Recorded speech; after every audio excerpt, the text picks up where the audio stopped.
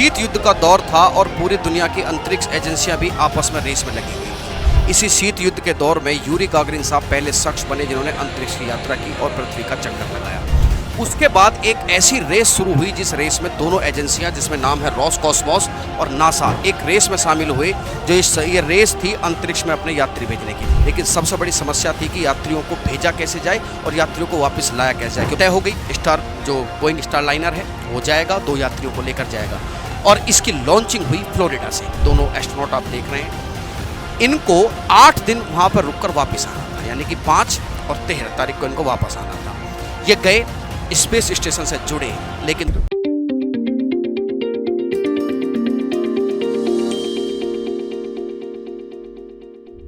RG ज्ञान सबसे सटीक।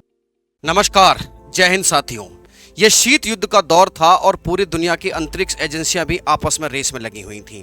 यह शीत युद्ध 2 देशों के बीच में एक ध्रुवीकरण का परिणाम था जिनका नाम था सोवियत संघ और अमेरिका। इसी शीत युद्ध के दौर में यूरी गागरिन साहब पहले शख्स बने जिन्होंने अंतरिक्ष की यात्रा की और पृथ्वी का चक्कर लगाया। उसके बाद एक ऐसी रेस शुरू हुई जिस रेस में दोनों एजेंसियां, जिसमें नाम है रोसकॉस्मोस और नासा, एक रेस में शामिल हुए। जो ये रेस थी अंतरिक्ष में अपने यात्री भेजने की। मेरे प्यारे साथियों, आज हम सभी जानते हैं कि ये ग्रीन इकोनॉमी जो हम इस्तेमाल कर रहे हैं, आने वाला समय ब्लू इकोनॉमी का भी है। पर जिस तरीके से पूरी दुनिया में ऊर्जा और संसाधनों की ज़रूरत पड़ती जा रही है, उस बात को ध्यान में रखते हुए जो रिसोर्सेज हैं, जो अंतरिक्ष संसाधन हैं, उनके अन्वेषण, उनके खनन की भी एक अनचाही रेस चल रही है। इसी रेस में लगभग पूरे विश्व की जो अंतरिक्ष एजेंसियां हैं वो लगी हुई हैं, जिनमें नासा, रोसकॉस्मोस और हमारे भारत की इसरो भी शामिल है। फाइनली अंतरिक्ष में यात्री भेजने की जो ये रेस शुरू हुई, लेकिन सबसे बड़ी समस्या थी कि यात्रियों को भेजा कैसे जाए और यात्रियों को वापस लाया कैसे जाए, क्योंकि ये तो हो नहीं सकता कि आपने यात्री भेजा और उसको वैसे ही छोड़ दिया, वो वापस उसको नहीं ला पाए। इसी क्रम में नासा ने भी एक कदम आगे बढ़ाया और नासा ने लॉन्च किया अपना शटल प्रोग्राम। लेकिन हर एक स्पेस प्रोग्राम की एक उम्र होती है। 2011 में ये शटल प्रोग्राम रिटायर हो गया। उसके बाद आई कुछ प्राइवेट कंपनियां, सबको मतलब एक इन्विटेशन दिया गया कि आइए, आप क्या पेश कर सकते हैं अंतरिक्ष में यात्री भेजने के लिए, और बड़ी बड़ी कंपनियों ने इसमें हाथ आजमाने शुरू किए। उन बड़ी कंपनियों में एक नाम बोइंग का था। बिल्कुल सही बात है, आप कई बार बोइंग हवाई जहाज के बारे में सुनते भी होंगे। और एक दूसरी कंपनी थी एलोन मस्क साहब की, जिसका नाम था स्पेसएक्स। फाइनली बोइंग ने नासा के साथ मिलकर एक स्पेस यान तैयार किया जिसका नाम है बोइंग स्टारलाइनर। इस स्टारलाइनर को तैयार किया गया था इस बात के लिए कि अंतरिक्ष यात्री इससे जाएंगे और वापस आएंगे। मतलब यही उद्देश्य भी था कि भाई जाना भी है और वापस आना भी है। फाइनली इसकी टेस्टिंग शुरू हुई। एक तरफ आप देख रहे हैं इस बोइंग कंपनी का स्टारलाइनर और दूसरा आप देख रहे हैं dragon capsule of SpaceX, capsule जिसमें अंतरिक्ष यात्री बैठकर ऊपर की तरफ जाते हैं। इस रेस में सबसे पहला मौका मिला बोइंग स्टारलाइनर को, क्योंकि उसे नासा ने ही तैयार किया था। हालांकि एलोन मस्क साहब ने कहा कि उनका जो ड्रैगन कैप्सूल है वो कहीं ज़्यादा मजबूत है इसके मुकाबले, लेकिन तब तक कोई बात नहीं होती जब तक टेस्टिंग नहीं हो होती। तब तक इस बात का अनुमान लगाना मुश्किल था कि कौन सा कैप्सूल या कौन सा स्पेसक्राफ्ट ज़्यादा मजबूत है। फाइनली बोइंग स्टारलाइनर को मौका मिला और बोइंग स्टारलाइनर के साथ ये बात तय हुई कि इसको इंटरनेशनल स्पेस स्टेशन में भेजा जाएगा। क्या है इंटरनेशनल स्पेस स्टेशन, उसको जानने से पहले आप समझिए कि क्या है बोइंग का ये स्टारलाइनर। आप ये जो देख रहे हो ये है वो कैप्सूल, जिसके 2 मॉड्यूल हैं। एक होता है सर्विस मॉड्यूल, एक होता है क्रू मॉड्यूल। क्रू मॉड्यूल जिसके अंदर आप कुछ सीट्स देख रहे हैं जिसमें एस्ट्रोनॉट्स को बिठाया जाता है। एक है सर्विस मॉड्यूल। सर्विस मॉड्यूल में होती हैं वो सारी चीज़ें जो इसको चलाने और इसको मेंटेन करने में मदद करती हैं, वो सारी चीज़ें यहाँ होती हैं। फाइनली बात ये हुई कि इसकी टेस्टिंग शुरू हुई। टेस्टिंग पहले 2019 में हुई, फिर 2022 में। 2019 वाली टेस्टिंग फेल हो गई, लेकिन 2022 वाली टेस्टिंग जो है कामयाब हुई। अब नासा इस बात का पूरा निर्णय कर चुकी थी कि वो अपने 2 एस्ट्रोनॉट्स को वहाँ पर भेजेगी। जगह कितनी है? 5 लोगों की जगह थी, लेकिन 2 एस्ट्रोनॉट्स को भेजा गया क्योंकि बहुत सारा पे लोड भी भेजा जाता है जिसमें खाना और अन्य सामग्री होती हैं। इसके लिए चुने गए 2 लोग, विच विल्मोरे और एक हैं सुनीता विलियम्स, जिनको लेकर आज की हमारी चर्चा है। क्योंकि न्यूज़ में खूब ये सब बातें आ रही हैं कि शायद सुनीता विलियम्स वापस आ भी पाएंगी कि नहीं आ पाएंगी, वो फंस गई हैं। क्या है पूरी कहानी, विस्तार से समझिए। हुआ ये कि जब भी इसको लॉन्च किया गया, फाइनली इसको कहाँ जाना था? इंटरनेशनल स्पेस स्टेशन पर। आगे बढ़ें, क्या है इंटरनेशनल स्पेस स्टेशन? मैंने आपको बताया कि रिसर्च करने के लिए एक तरीके का ये भी स्पेस यान ही है जो पृथ्वी के चारों तरफ घूम रहा है। पहला प्रश्न, कहाँ घूम रहा है? पृथ्वी की लोअर अर्थ ऑर्बिट में, लियो जिसे बोलते हैं, ये लियो ऑर्बिट में घूम रहा है। कहाँ है लियो ऑर्बिट? पृथ्वी की सतह से 2000 किलोमीटर तक लियो ऑर्बिट है, जिसमें ये जो आपका इंटरनेशनल स्पेस स्टेशन है घूम रहा है। यहीं पर अंतरिक्ष यात्रियों को जाना है और यहीं पर इनको रुकना था। यहाँ पर क्या यही दो लोग हैं? नहीं, पहले से भी यहाँ लोग मौजूद हैं। होता क्यों है? क्योंकि लियो ऑर्बिट में इसको एस्टेब्लिश इसलिए किया गया क्योंकि यहाँ तक ट्रांसपोर्टेशन और फूड सप्लाई ईटीसी करनी आसान होती है। देखिए साहब, तो ये कहाँ है? ये लियो में पड़ता है। ये इंटरनेशनल स्पेस स्टेशन की तुम तस्वीरें देखते हो। 17,500 मील प्रति घंटा की गति से ये पृथ्वी के चारों तरफ चक्कर मार रहा है, मतलब 90 मिनट में ये पृथ्वी की पूरी एक परिक्रमा कर लेता है। बात तय हो गई। जो बोइंग स्टार लाइनर है वो जाएगा, 2 यात्रियों को लेकर जाएगा और इसकी लॉन्चिंग हुई फ्लोरिडा से। कहाँ होती है? फ्लोरिडा से इसकी 5 जून को इसकी लॉन्चिंग होती है। ये दोनों एस्ट्रोनॉट आप देख रहे हैं, इनको 8 दिन वहाँ पर रुककर वापस आना था, यानी कि 5 और 13 तारीख को इनको वापस आना था। ये गए, स्पेस स्टेशन से जुड़े, लेकिन तभी इनको एक चीज़ का एहसास हुआ कि शायद उनके स्पेस यान में कोई कमी आ गई है। क्या कमी आ गई है? इनको महसूस हुआ कि इनके जो थ्रस्टर हैं और जो हीलियम गैस का कहीं ना कहीं लीकेज है। अब आपके दिमाग में एक बड़ा प्रश्न कि क्या होता है थ्रस्टर और क्या होता है हीलियम गैस का रिसाव, क्या से काम करता है, क्यों इससे समस्या आई? देखिए सरकार, मेरे प्यारे साथियों, थ्रस्टर आप समझते हैं? थ्रस्टर आप सीधे समझिए कि एक फोर्स जो इनको पुश करती है। इससे क्या होता है कि स्पेस यान की स्पीड घटाई भी जा सकती है, बढ़ाई भी जा सकती है। अभी थ्रस्टर ज़्यादा ऑन कर दीजिए तो बढ़ जाएगी, कम कर दीजिए तो घट जाएगी। हीलियम क्या है? हीलियम एक ऐसा प्रेशर बना के रखती है जिससे स्पेसक्राफ्ट मजबूत रहता है। इंटरनेशनल स्पेस स्टेशन पर पहुंचने से पहले ही इनको महसूस हो गई थी कि कहीं ना कहीं हमारे जो ये कैप्सूल है, हमारा जो ये स्पेसक्राफ्ट है, इसमें कोई कमी आ गई है। क्या कमी आ गई है? पहली कमी कि शायद थ्रस्टर ने काम करना बंद कर दिया। सारे थ्रस्टर नहीं, कुछ थ्रस्टर्स ने काम करना बंद कर दिया था। और हीलियम गैस के जो रिसाव है, शायद हीलियम गैस का भी रिसाव हो गया है।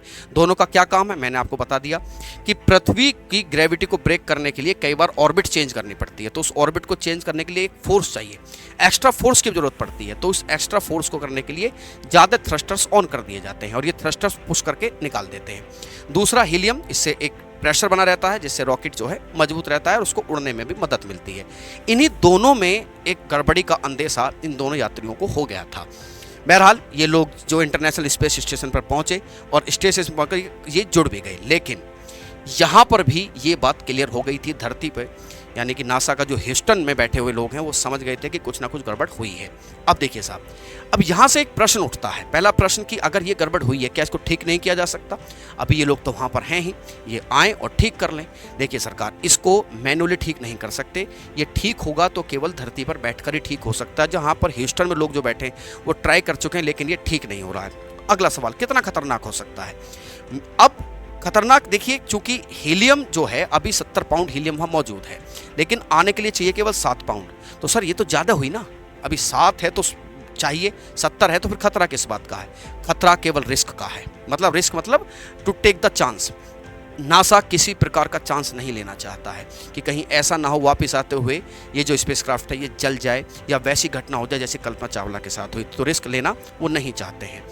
अब ये बात आती है कि अगर ये दोनों अंतरिक्ष यात्री वहाँ फंस गए हैं तो एक तो सर ये समस्या हुई कि वापस आने में समस्या है, क्योंकि ये जो कैप्सूल है, ये जो स्पेस यान है, ये क्रैश कर सकता है, जल सकता है फ्रिक्शन की वजह से। बहुत सारी चीज़ें कल्पना चावला के साथ हुआ था।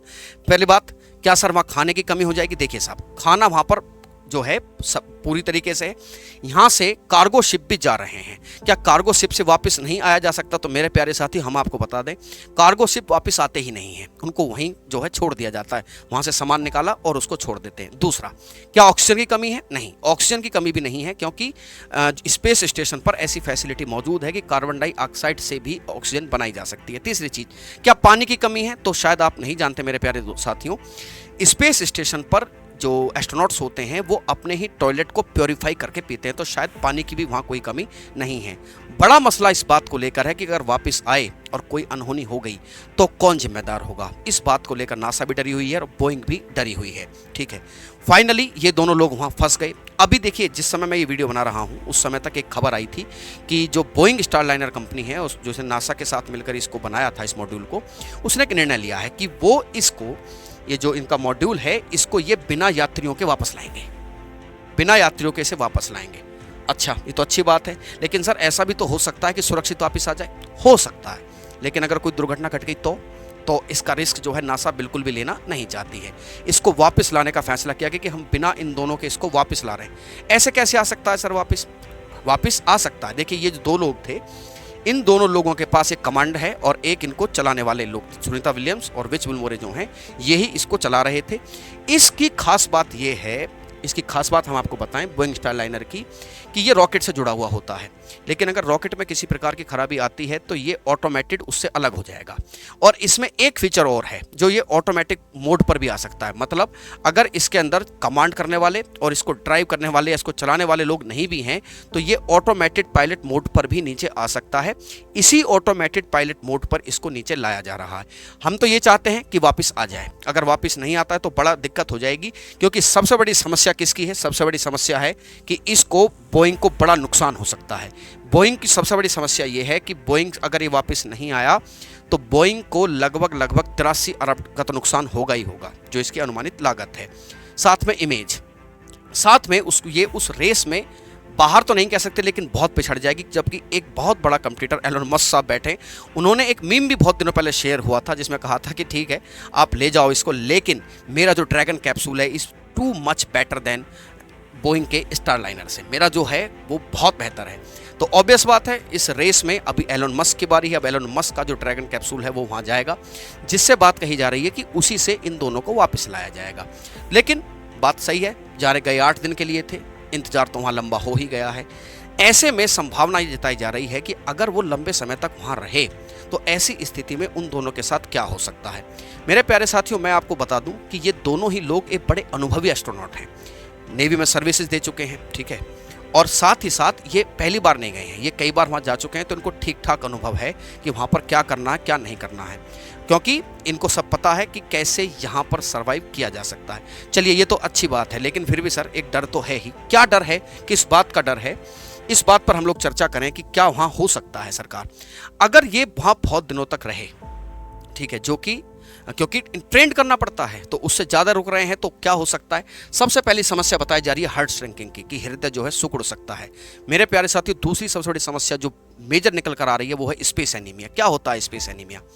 दोस्तों, हमारे जो आरबीसीज हैं, आरबीसीज क्या होती हैं? जिनसे पूरी बॉडी में खून सप्लाई होता है, खून से ऑक्सीजन सप्लाई होती है और हम जवान बने रहते हैं, और बूढ़े उसी रेट से होते हैं जिस रेट से नेचुरली होना चाहिए। हुआ क्या है कि अगर जब आप अर्थ पर रहते हो तो 2 लाख पर सेकंड हमारी आरबीसीज खत्म होती हैं, लेकिन वहाँ पर रेट ज़्यादा है, 30 लाख पर सेकंड आरबीसीज वहाँ खत्म हो रही हैं। तो अब आरबीसीज मतलब खून का कम होना, मतलब एनीमिया। तो इस एनीमिया को स्पेस एनीमिया कहते हैं। शायद इसकी भी समस्या हो सकती है। नज़र भी इनकी कमज़ोर हो सकती है, और ये बताया गया कि इनकी बोन डेंसिटी कम हो सकती है। ज़्यादा आप बिल्कुल लेमन लैंग्वेज में समझिए कि अगर बोन डेंसिटी कम होती है तो इसका मतलब सीधा साफ है कि आपकी हड्डियां भी कमज़ोर हो सकती हैं। और जब ये सब चीज़ें होंगी तो इस बात को भी कोई इनकार नहीं कर सकता कि आपकी थोड़ा सा डीएनए में भी बदलाव हो सकता है। एक बड़ी समस्या ये है कि आपको इंसोमेनिया हो सकता है। इंसोमेनिया, नींद ना आना, है ना। तो आपका नींद का पैटर्न भी चेंज हो सकता है। क्या ऐसा पहले हुआ है? पहला भी ऐसा बहुत सारे जो अंतरिक्ष यात्रियों के साथ हो चुका है, और बड़ी मुश्किल से उनको रिकवरी करने में जो है समस्या आई थी, उनको रिकवर करने में। तो ये सब समस्याओं से सामना करना पड़ सकता है। यहाँ पर एक जो सबसे बड़ी बात है, पहली बात आपने बताया कि क्या है, कैसे गए, कैसे लॉन्चिंग हुई, कैसे जुड़े, और क्या है स्पेस स्टेशन। स्पेस स्टेशन वहाँ पर सभी लोग मौजूद हैं, और देशों के लोग वहाँ मौजूद हैं, रिसर्च करते हैं। कहाँ है? LEO, लोअर अर्थ ऑर्बिट में है, 2000 किलोमीटर तक है। और क्योंकि यहाँ तक ही आप क्या कर सकते हो, आप जा भी सकते हो, आ भी सकते हो। वहाँ किसी चीज़ की कमी है तो वो भी आप यहाँ से सप्लाई कर सकते हो। क्या करते हैं वहाँ बहुत सारे काम है। एक तो मेंटेनेंस का सबसे बड़ा काम होता है, तो ये सब लोग वहाँ कर रहे हैं। क्या सुनीता विलियम्स वापस आएंगी? देखिए मेरे प्यारे साथियों, यही सवाल है जो इस समय चर्चाओं के गलियारे में है कि वापस आ पाएंगे, नहीं आ पाएंगी। देखिए, जो स्टारलाइनर है उसका तो एक तरीके से स्कोप खत्म है। खत्म कैसे? कि वापस लाने में उसको साफ कर दिया कि हम इसको बिना इन लोगों के ही वापस ला रहे हैं। ले आए तो शायद बैठ कर सोचे कि अरे यार वापस आ गया था, इससे तो उन दोनों को बिठा ही लेते। लेकिन अगर कोई दुर्घटना हो जाए तो बहुत बड़ा नुकसान जो है इनको झेलने को मिलेगा। अब बारी किसकी आती है? अब बारी है एलोन मस्क साहब की। एलोन मस्क का जो कैप्सूल है, ड्रैगन कैप्सूल ऑफ स्पेसएक्स, अब ये जाएगा। सितंबर में इसकी लॉन्चिंग है। कब है? सितंबर में इसकी लॉन्चिंग होगी। जब ये जाएगा तो इन दोनों लोगों की जगह खाली रखी जाएगी। यानी कि जितने एस्ट्रोनॉट इसमें आ सकते हैं उनमें से 2 कम जाएंगे, ताकि उधर से आते समय सुनीता विलियम्स और विच वुलमोरे को साथ में लाया जा सके। चलिए, हम तो उम्मीद करते हैं कि ये कम से कम वापस आए, क्योंकि बड़ा मजाक एलन मस्क साहब ने बनाया था कि इन्होंने ये बनाया है, हमारा इससे कहीं ज़्यादा बेहतर है। इसके माध्यम से अब उन्हें वापस आना है। ठीक है, अब प्रश्न ये उठता है कि वापसी कब होगी। तो वापसी की संभावना, क्योंकि सितंबर में जाएगा, 6 महीने ये भी वहाँ रहेगा, तो फरवरी 2025 तक संभावित इनकी वापसी जो है हो सकती है मेरे प्यारे साथियों। अब स्टारलाइनर जो कैप्सूल है, मैंने बता दिया कि ऑटोमेटेड मोड पर है और ऑटोमेटेड मोड पर इसको वापस लाया जा रहा है। तो आज के आप सेशन में क्या समझे, क्या है स्टारलाइनर, कैसे ये गया, दोनों यात्री वहाँ पहुँचे, इनके साथ क्या समस्या हो सकती है और क्या वहाँ पर समस्या आई, क्या समस्या आई। आप एक बार ध्यान रखिएगा कि एक तो हीलियम गैस रिसाव की समस्या है और साथ के साथ दूसरी समस्या क्या है साहब, थ्रस्टर्स जो है उन्होंने काम करना बंद, thrusters to push the spacecraft.